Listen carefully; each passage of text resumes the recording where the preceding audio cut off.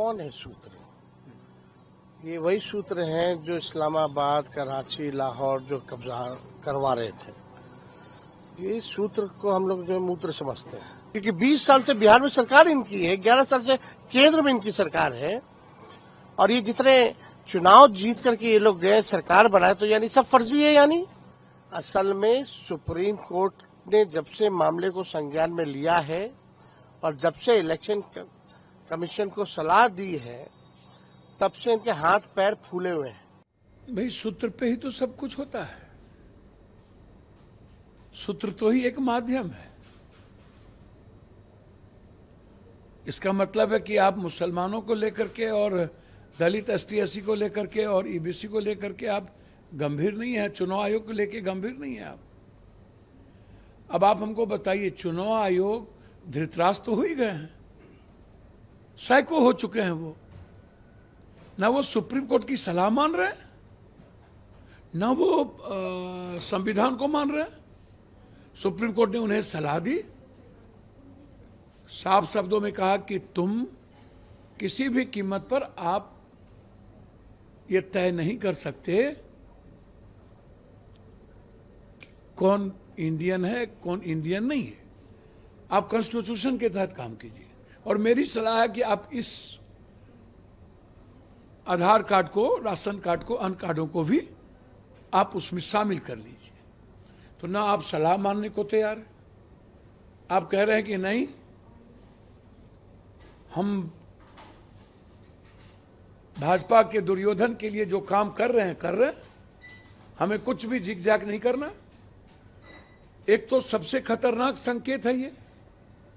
दूसरी बात, supreme court ने उन्हें एक और सलाह दी थी कि आप ये बताइए कि ठीक है, आप वर्किंग कीजिए कि ऐसी क्या जरूरत पड़ गई। 6 महीना पहले आपको म्यांमार, नेपाल या बांग्लादेश के बारे में ये जानकारी नहीं थी जब आप नए वोटर लिस्ट को तैयार कर रहे थे, और ना ही आप अरुण जेटली लॉ मिनिस्टर के उन मुद्दों को याद है कि आपको किस परिस्थिति में वोटर लिस्ट में किन के नाम को ऐड करना है और किन के नाम को बाहर करना है। आप वो भी ध्यान में आपको नहीं है। अब आप कह रहे हैं कि मैं जा रहा हूं, हमें पता चला। तो हम चुनाव आयोग से पूछना चाहेंगे, अभी तो आपने फॉर्म बांटना शुरू किया, अब फॉर्म कहीं से आया नहीं। और दूसरी बात, आप कह रहे हैं कि जिनके बारे में हमको शक हो रहा है उनके पास आधार कार्ड भी है, राशन कार्ड भी है, लेकिन वो गलत तरीके से है। तो हम चुनाव आयोग से पूछना चाहेंगे, आधार कार्ड और पैन कार्ड जो मर जाएगा उसका भी रहेगा।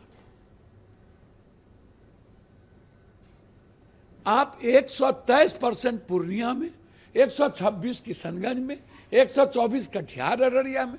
अरे जनाब, गुजरात में 18 लोकसभा में 11, 12, 13% ज्यादा है, जहां माइनॉरिटीज 3, 2, 6% है। हरियाणा में माइनॉरिटीज है ही नहीं। तो बीजेपी वाले के मुंह में कौन चीज है? आप हमको बताइए, लगभग जगहों पर भारत में किन किन जगहों पर परसेंटेज 100 से ऊपर है। ये ना तो रोहिंग्या का मुद्दा है, ना बांग्लादेशी का। यदि है भी तो नेहरू जी और इंदिरा गांधी जी तो आपको रोके नहीं। आप 11 सालों से वहां हैं, और आपकी सरकार बिहार में 16 सालों से है।